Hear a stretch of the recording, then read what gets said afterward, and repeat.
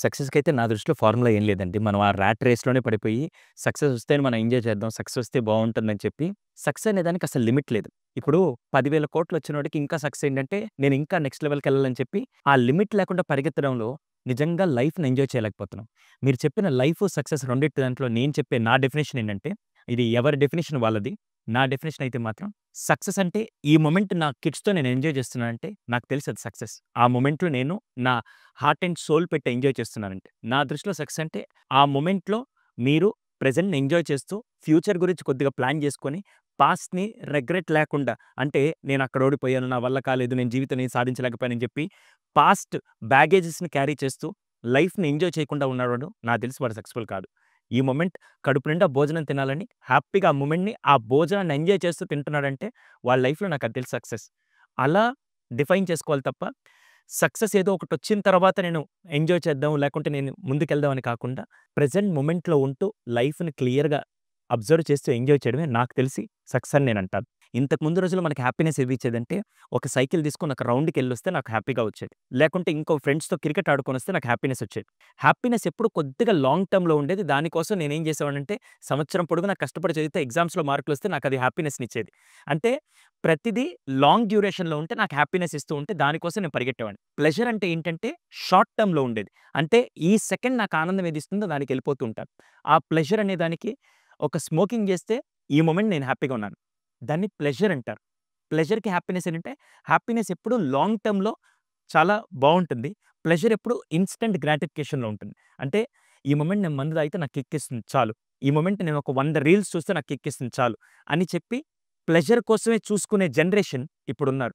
అందుకే ఇప్పుడెళ్ళి అరే! సంవత్సరం పొడుగునా చదవంటే, ఎప్పుడో సంవత్సరం రిజల్ట్స్ వచ్చేదాకా ఇప్పటి నుంచి చదవడం ఎందుకు? ఎగ్జామ్ ముందు రోజు చదివితే చాలు అనే విధంగా ఎందుకు ఆలోచిస్తున్నారు? అరే! కొద్దిగా కష్టపడరా నీ జీవితం బావుంటదా? కష్టపడాలా? ఎందుకు? స్విగ్గీలో ఆర్డర్ పెడితే 2 నిమిషాల్లో వస్తది. దానికెందుకు అంత కష్టపడడం? అనే మైండ్‌సెట్‌లో ఉండిపోతున్నారంటే షార్ట్ టర్మ్‌లో వాళ్ళకి ఏదైనా కావాలి.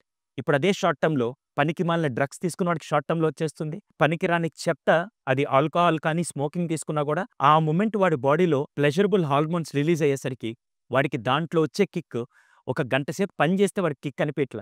దీంట్లోనే కిక్ అనిపిస్తుంది. అందుకే రాంగ్ థింగ్స్‌లోకి ఎందుకు ఈజీ‌గా ఎగిలిపోతున్నారంటే వాళ్ళు ప్లెజర్‌నే చూస్తున్నారు తప్ప లాంగ్ టర్మ్ హ్యాపీనెస్‌ని చూడట్లేదు. మీరొక ఐదుగురు బాగా చదువుకున్న వాళ్ళతో లేకుంటే ఐదుగురు సైంటిస్ట్‌లతో మీరు పని చేస్తూ ఉంటే మీ మైండ్ ఎలా ఉంటుంది? ఐదుగురు సైంటిస్ట్‌లతో మీరు పని చేస్తూ ఉండి మీ చుట్టూ వాళ్ళే ఉన్నారు. ఇంకెవ్వరు లేరు. ఐదుగురు సైంటిస్ట్‌లు కొత్త కొత్త సమస్యల మీద వర్క్ చేస్తూ దాని గురించి పని చేస్తుంటే మీ మైండ్ సెట్ ఏమనిపిస్తది? ఖాళీగా కూర్చుందాం అనిపిస్తదా? సైంటిస్ట్ లాగా నేను కూడా ఏదైనా కొత్తగా చేద్దాం అనిపిస్తదా? ఏదైనా చేయాలనిపిస్తది వెరీ వాళ్ళకి గుడ్. కూడా. ఓకే.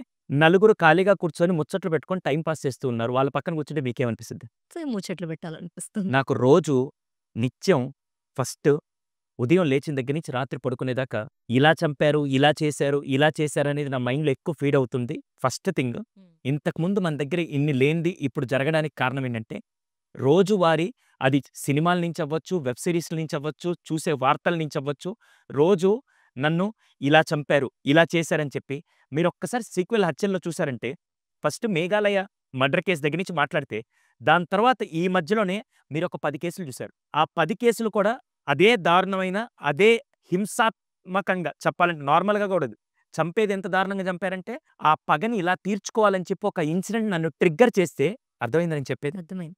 ఒకడు పగ కోసం ఒకరు హత్య చేసిన తర్వాత, ఓహ్! ఇలా కూడా చంపొచ్చా అని నాకు లేని ఆలోచన ఒకరు మైండ్‌లోకి ఇంజెక్ట్ చేసిన తర్వాత, లోపల నుంచి ఆ పర్సనాలిటీ బయటకొస్తుంది. ఇప్పటిదాకా ఏం చేస్తున్నాను?